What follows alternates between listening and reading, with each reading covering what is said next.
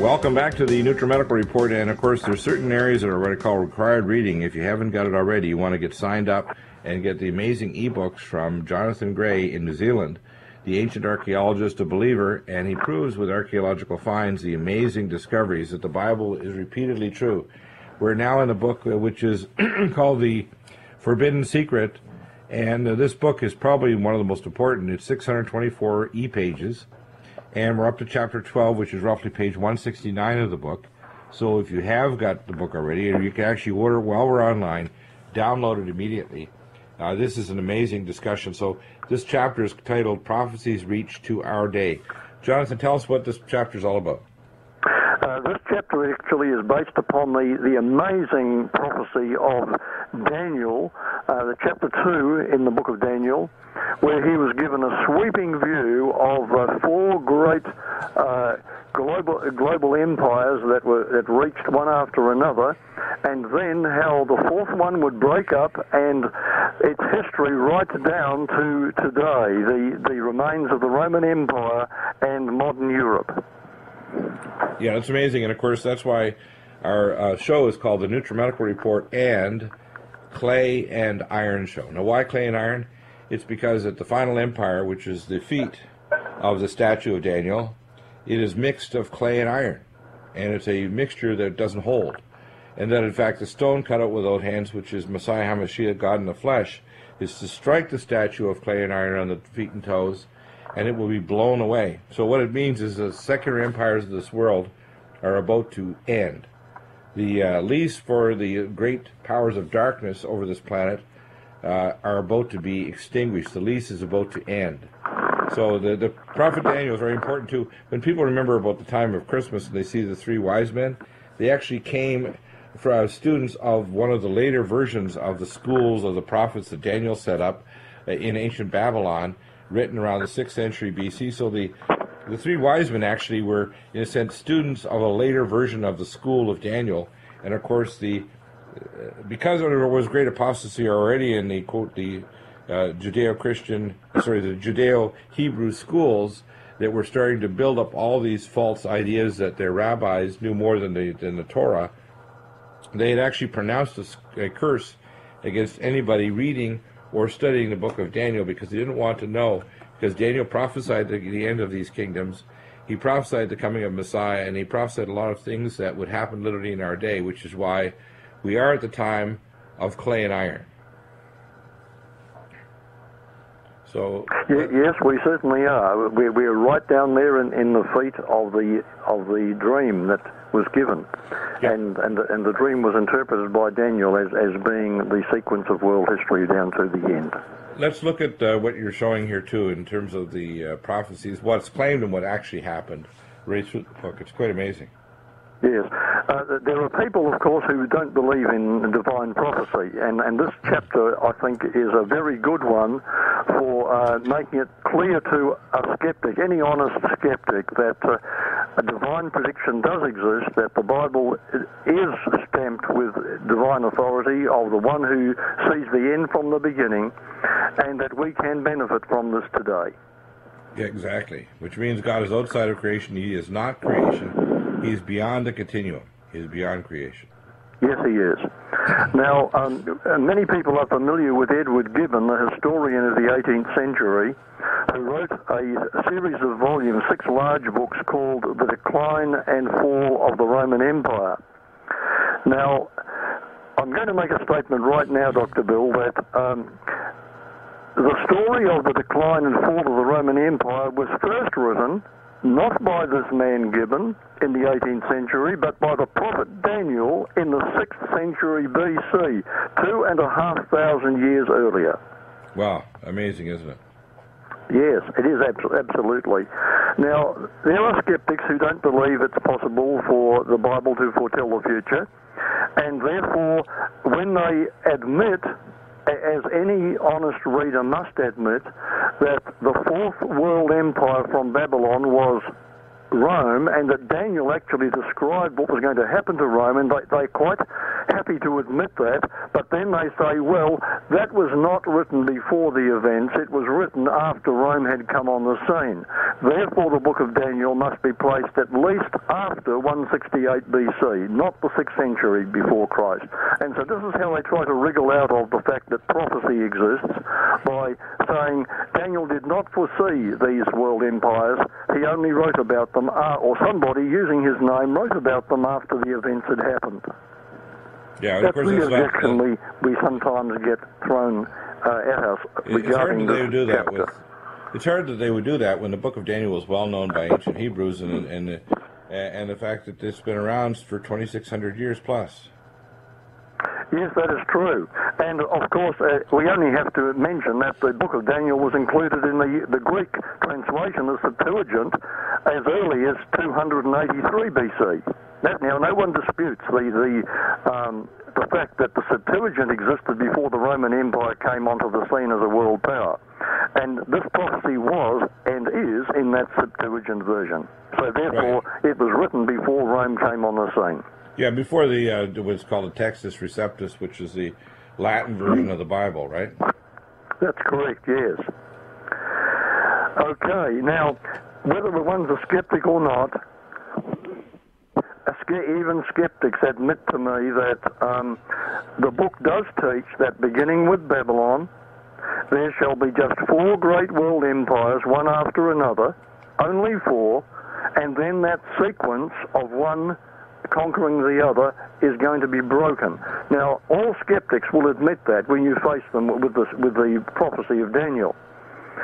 But understandably, they've tried hard not to face this admission. And some of them will say, well, look, Daniel never wrote any word of this. It was composed much later. But the fact is, they will admit that there are going to be 4 world empires, and that's exactly what subsequent history says. And so that's how I would introduce this subject. Okay, it was written before Rome came on the scene as a world power. There were 4 world empires mentioned in the book of Daniel, and he said that there would be 4 and no more in that succession. And this is exactly what we're going to see today as we look at this prophecy and see how history fulfilled it. Exactly. So this area, of course, is important to dispel this. That's why I like how you do it. You go through all the skeptics and then overcome them with the evidence and the proof. Let's look at some of the other major events that are foretold in the book of Daniel. You mentioned here about the Babylon shall be the beginning with Babylon. There'll be only 4 great powers and no more. This is important to understand that this is the last secular world empire at the time when America is the only superpower. I call it Neo-Babylonia, would probably be a better term for America. And the global world order is going to bring about a Mark of the Beast system, which is coming very quickly. In fact, they're laying the groundwork for a federated Europe and a world currency backed by the G20, which they want to have this year. In fact, Mr. Vladimir Putin, I think it's 3 years ago, brought forward a coin, a New World Order world coin. That he actually coined and brought to the meeting. I think it was over in somewhere in the Netherlands back in 2008 when the G20 met. So, people should understand that when Daniel's laying this all out, it proves this is God's book because of the prophetic fulfillment in our day. Oh, absolutely, yes. Now, let's start with the historical aspect of this and see how accurate, uncannily accurate, the book is. Now, along with Daniel, we're going to be looking at Jeremiah and Isaiah, 2 other prophets with which Daniel would be familiar, and how their testimony of future events rings true together. Now, let's look at one, for example. I will dry up thy rivers, I will dry up her sea. And this is a prophecy that Babylon's waters would be dried up, her river would be dried up, the river Euphrates. Exactly. Now, the city of Babylon was extremely well fortified, as you know, Dr. Bill, and from their very high walls, a couple of 100 feet high, surrounding the city, a marvelously built city, one of the wonder cities of history. Keep that thought, we'll be right back.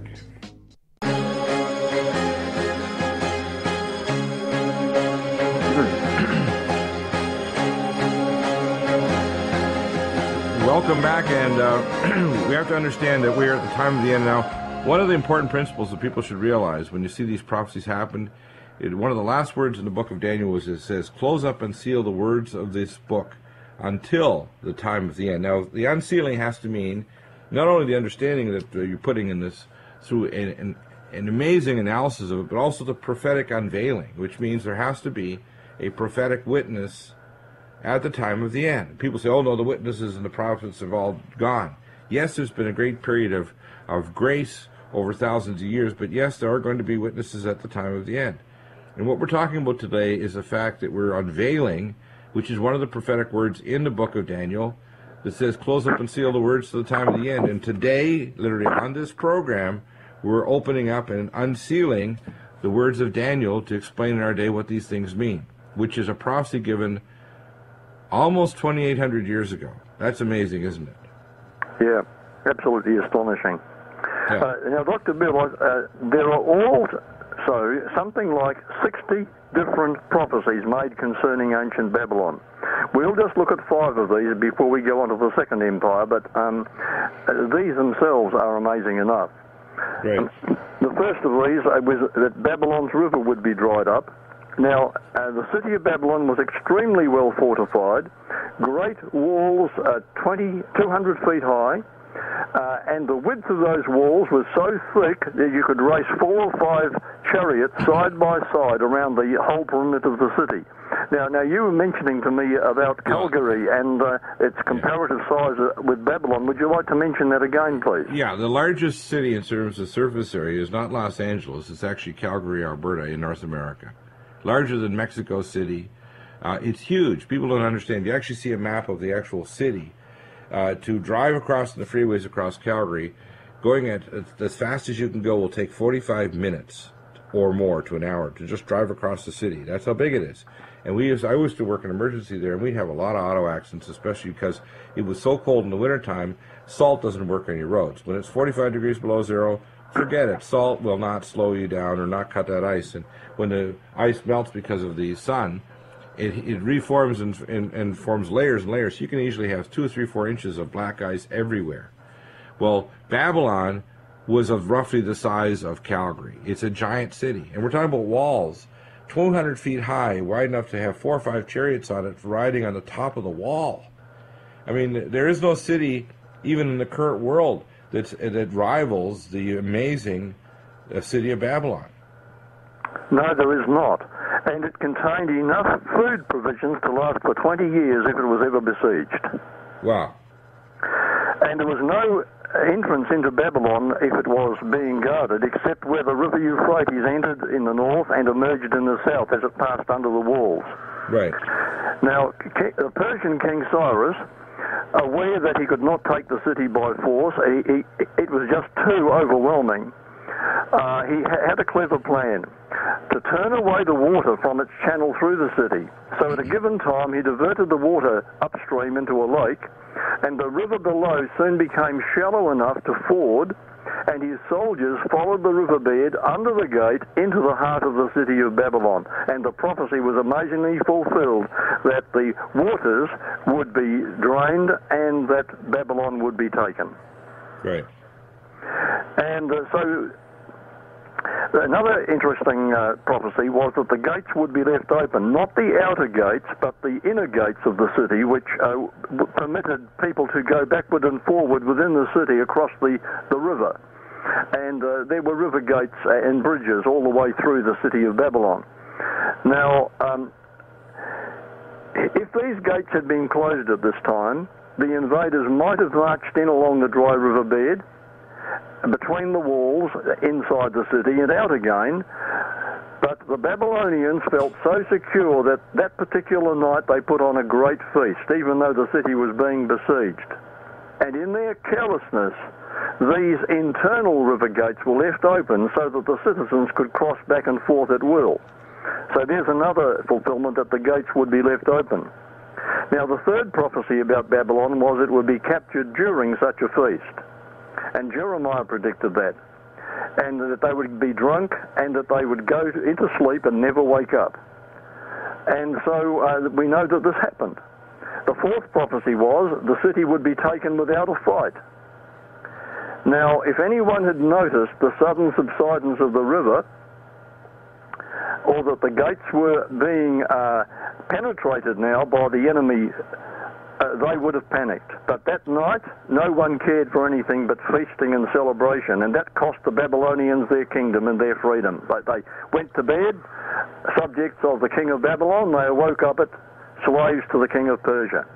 Absolutely astonishing. I don't know of any event in history that parallels this. Yeah, it's amazing, isn't it? Yeah. I'd just like to do a fifth prophecy on this one, and that one reaches to our day, and that the Arabs would never pitch their tents in Babylon, and Isaiah predicted that.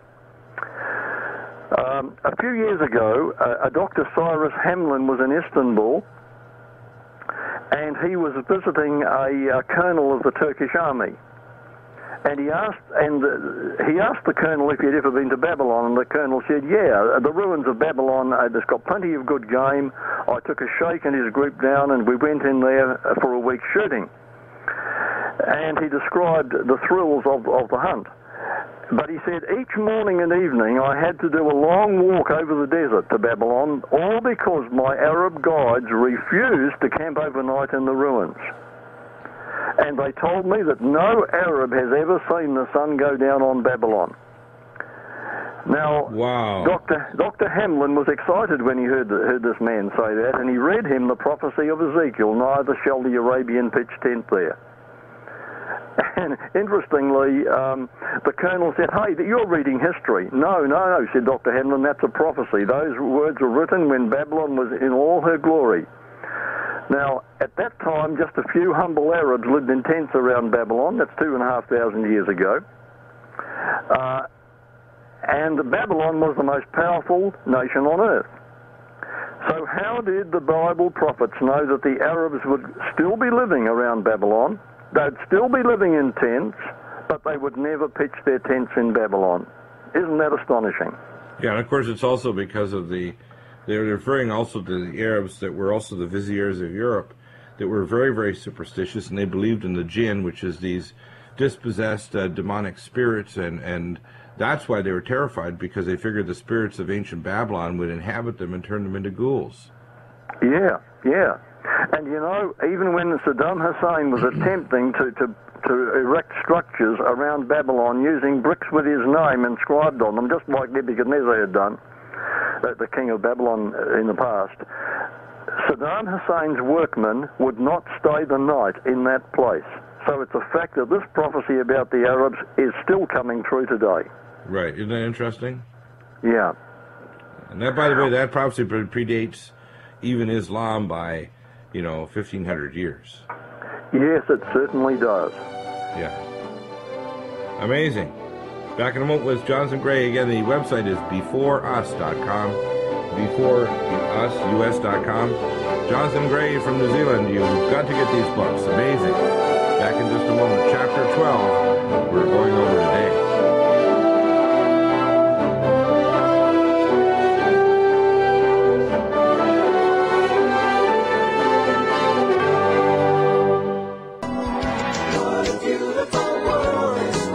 Yes, it can be a beautiful world if we understand that our God is with us no matter what. We hear all the news that a lot of people are fear-mongering. I tell people, don't have fear. Fear comes from the dark side.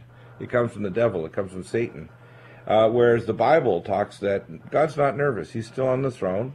And when he wrote in his book, and there's an ancient prophecy given in Daniel about these things happening, and until the time of the end, there's a song called the Vilna Gaon, which is sung by the Hebrew pilots when they actually get their wings on top of Masada.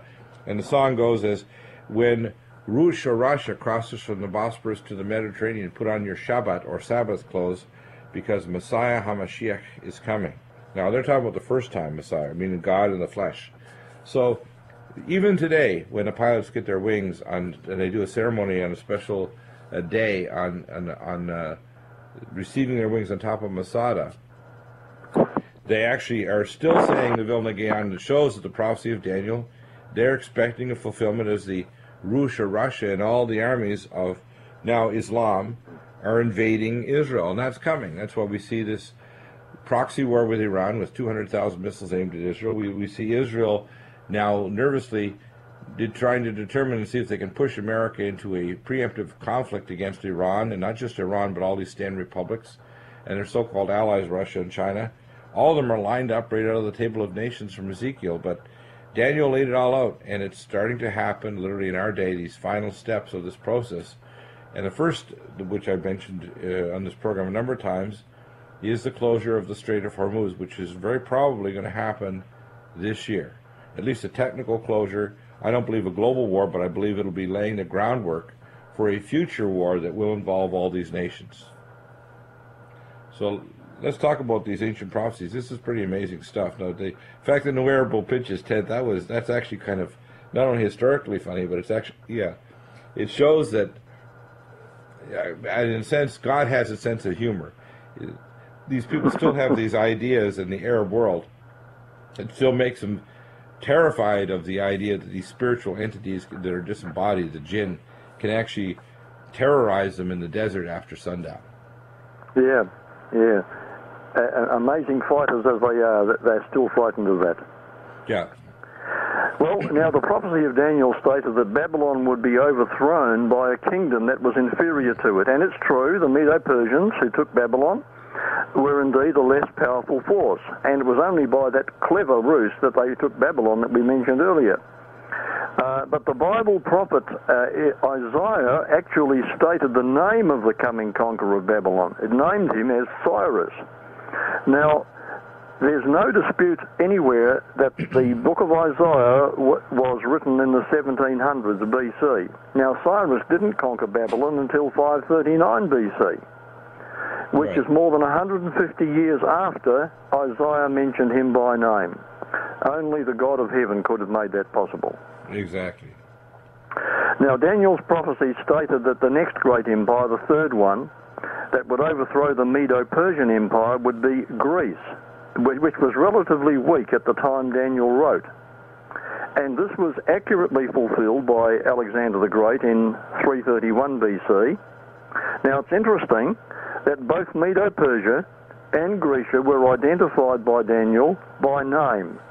And in the struggle, the winner and the loser were respectively named in the prophecy. And the prophecy also stated, in Daniel 8, we're to a different chapter, but it's the same prophet, that Greece's conquest would be rapid. And what happened was this, that Alexander the Great swept through the Middle East, marching toward Egypt, and during his campaign he turned toward Jerusalem. He'd already demanded some help from the Jews, but they had hesitated because they said that while Darius, the Persian king, lived and they were under him, they would remain loyal to him. And this angered Alexander, and so he came down to move against Jerusalem. Well, aware of the danger, the high priest, a guy by the name of Jaddua, and the other priests went out of the city to meet the king. And as Alexander approached, they greeted him and welcomed him into the city. They took him to the temple, and then they showed him Daniel's prophecy that had been written several centuries earlier. Wow. And when the book of Daniel was shown him, in which he declared that one of the Greeks was going to destroy the Persian Empire, Alexander recognized himself and he said, "Okay, I'll spare you guys because your prophet has given me a good omen."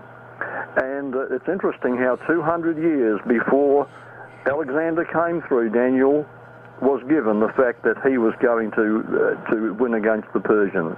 That's amazing. Quite a remarkable historical story, too, for Jaddua. Oh, yeah. And Daniel was told it would be the first king of the Grecians, which Alexander was. He'd have a sudden end, dying in his prime, and he did. He died suddenly in a drunken stupor at age 33. Very, very sad. What a waste. Mm-hmm. And Daniel also wrote that after Alexander's death, the Grecian Empire would break into 4 divisions. It did. Well, how did Daniel know these details? That brings us now to the Fourth World Empire. Out of one of these 4 divisions would come forth a fourth power. And in the prophecy of Daniel 2, this is called the Kingdom of Iron. Now, this fourth empire he described in detail, but he said that the pattern was going to be broken. Whereas the first and second and third empires had been conquered by the fourth empire would not be conquered by a fifth. Something different was going to happen. It would fall apart into a motley group of nations, some strong, some weak. There would be attempts to weld it all together again, several attempts, but each one of them would fail. Yet the same territory would remain divided till the end of time. That embraces all of today's Europe. Now, there would be very brief moments when they would come together, but just as clay and iron cannot mingle and remain intact, so there would be some weak, some nations weak, like the clay, others strong like the iron, and the attempts to weld them together would appear to succeed for a time, but ultimately would fall apart again. That's the history, of course, of modern Europe now, with the Greeks being weak now and the Germans strong, and they're trying to weld it into a greater European empire of 27 nations with 17 core Eurozone, and now it's teetering again, falling apart. And this is precisely what Daniel predicted. Amazing. Yeah. Now, what I would like to ask the skeptic is, how is it that Daniel knew that there would be just 4 world empires in direct succession, one conquering the other, 4 and no more, and then that fourth power, the Roman Empire, would be split up? Now, as you have the 10 toes in the feet, and 10 horns in Daniel chapter 7, there are 10 divisions or 10 nations or groups of nations that would ultimately comprise the final attempt to unite, and they would remain divided until the end of time.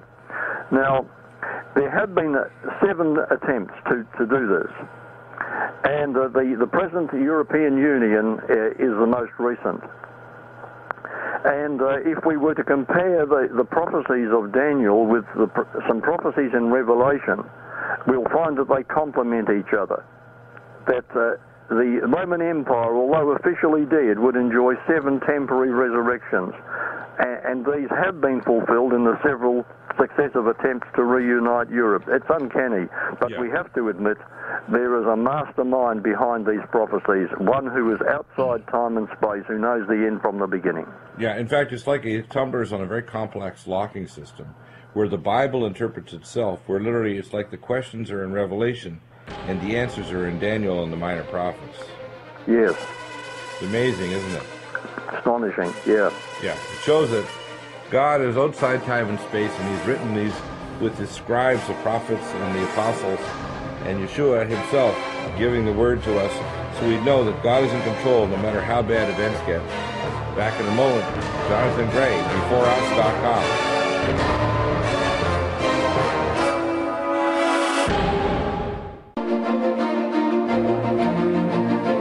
And we're back with Jonathan Gray. Jonathan, let's continue. This is very interesting, and of course the historian Machiavelli mentioned about the 10 kingdoms. Yes, that's right. Happened as well. We could name those kingdoms. That 7 of these are represented by present-day nations. Right. Now, another interesting aspect of the prophecy is that they shall mingle themselves with the seed of men, but shall not cleave one to another. And history shows that in order to weld the divided nations of the old Roman Empire together, alliances have been made by intermarriage. And we could go through that in detail. Napoleon tried it, but of course it did come true in his day. Queen Victoria, and we could go right through all of the monarchs of Europe, even those today, and we'll find that they're all interrelated. Right. Well, he married actually a daughter who is a descendant of the Merovii, which claimed to be from the court of King Arthur, claimed to be the descendants of Jesus Christ, the blasphemy, which they try to push with the Holy Blood and the Holy Grail.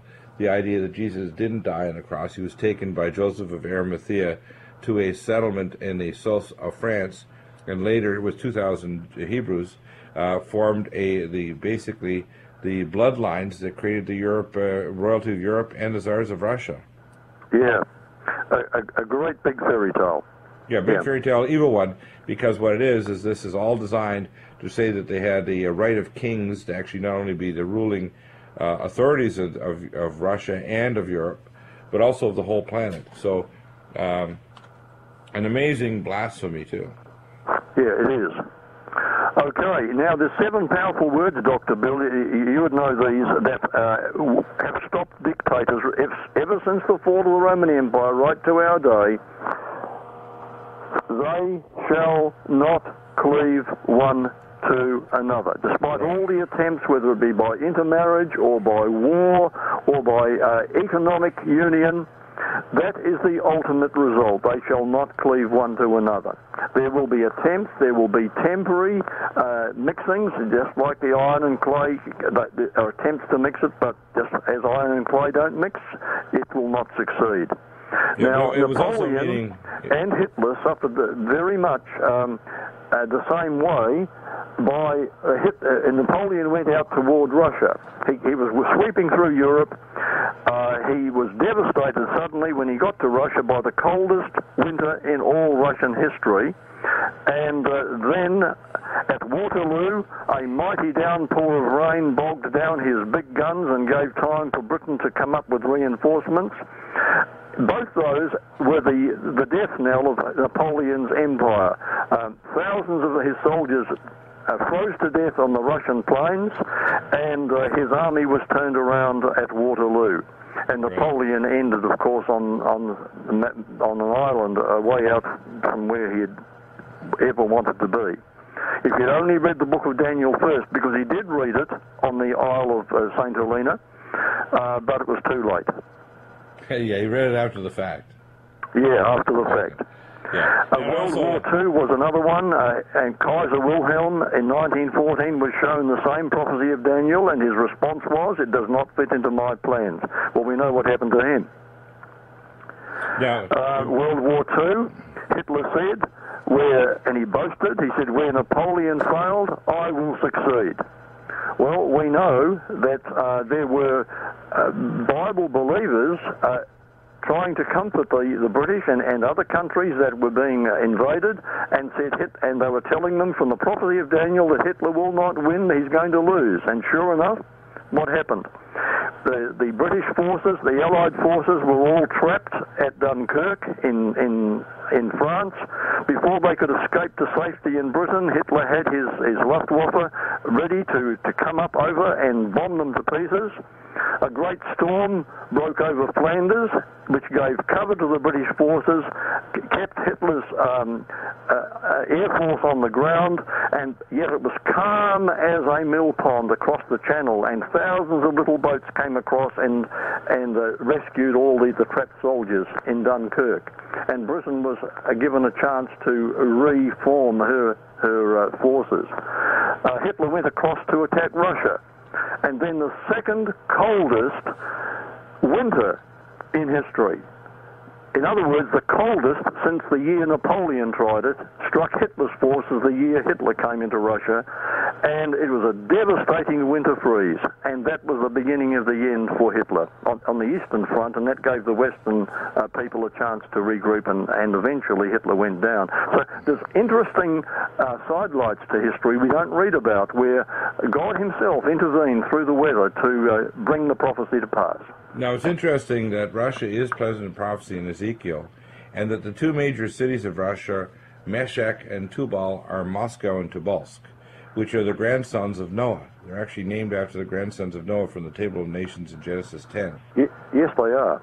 Yeah, so most people don't realize that God has a great word. In fact, there were prophecies in the Greek Orthodox Church going back for many centuries, at least 5 centuries, to the time of the first Caesar, actually, if you want to call it the first Tsar of Russia, that in fact Russia was going to have a very great end time thing. In fact, it's interesting that the only thing stopping an immediate thermonuclear attack on Iran and the crash of the world economy and the start of a world war, the only thing stopping it is the statements of Vladimir Putin, who just won back his position as the president of Russia.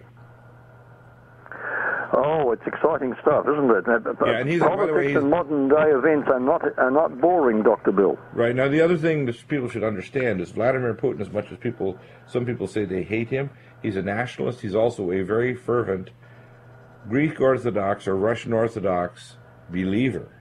People may or may not believe that, but that's the fact. In fact, one of the main reasons that they don't do anything without consulting the Russian Orthodox Church in Russia right now, and the old idea of communism being totally separated from religion is gone. Yeah, yeah.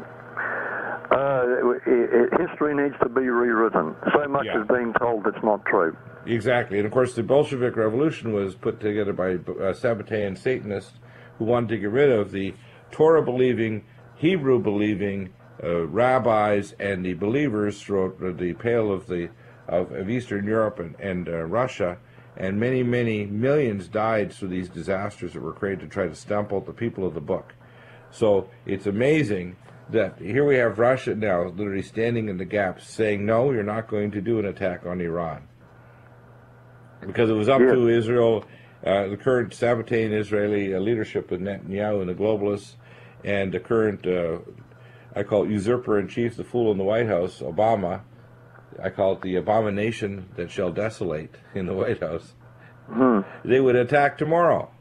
Or maybe they'll attack on Purim, which is the anniversary of the date when the Hamadash or cookies are eaten by the Hebrew children to remember the destruction of Haman when he tried to plot the killing of all the Hebrews at the time of Queen Esther. So, yes. Amazing. Oh, it's incredible. Yeah. So let's continue, please. Now, for our day, Daniel's prophecy says that the uniting Europe will be like a mixture of iron and clay, making it partly strong and partly broken. They will be integrated, but only for a brief moment. And when you think on this for a while, this is truly mind-staggering, isn't it? Here's a prophecy written more than 2,500 years ago, yet it describes today's Europe perfectly. Yeah. And the prophecy is they shall not cleave one to another. The European Union is going to collapse also.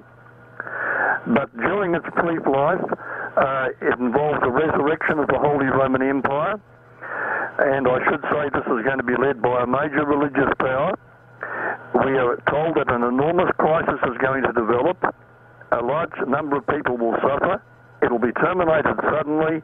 And the emerging New World Order linked with it will be short-lived. Just wait and see. Bible prophecy has spoken. Yeah. You've got a number of other prophecies here. Let's run through these. These are quite amazing. Oh yeah. Okay, this is just a few to finish off. The time of the end will see fast travel and increase of knowledge, wheeled vehicles raging in the streets, jostling one another. A great, powerful leader will arise in the new world, attain global dominance, then undergo a change of character to enact oppressive laws. We could just keep going. There's so much there. Yeah. How much time do we have? 30 seconds. 30 seconds. All right. There's going to be a time of trouble such as we've never seen before, but man's not going to be permitted to wipe out all life. So we don't have to fear. For those who live in harmony with the Creator, He's going to intervene, and that's the good news. Absolutely good news. Amazing. Jonathan, we'll have you back again in 2 weeks' time to do another amazing display. You need to get this book, The Forbidden Secret. Jonathan Gray is the amazing author, again, unsealing the book of Daniel before us, BEFOREUS.com. Back tomorrow with Harley Schlanger from Austria. Amazing updates with Bob Chapman, international forecaster, and Ted Anderson, Midas Resources.